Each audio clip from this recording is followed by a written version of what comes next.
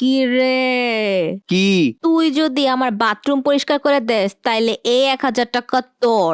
যদিও তোর বাথরুম অনেক গন্ধ, কিন্তু 1,000 টাকা লেগে তোর বাথরুম আমি পরিষ্কার করে দিব, সমস্যা নাই। তুই যদি ফ্রিজের সব পানির বোতল বইরা রাখস তাইলে এই আরো 1,000 টাকা তোর। বোতলে পানি ভরা কোনো ব্যাপার হইলো? বোতলে পানি ভরার আমার 50 বছরের অভিজ্ঞতা আছে, তুই কোনো চিন্তাই করিস না। তুই যদি আজকে সবগুলা ঘর মুছস তাইলে এই সর্বশেষ 1,000 টাকাও তোর।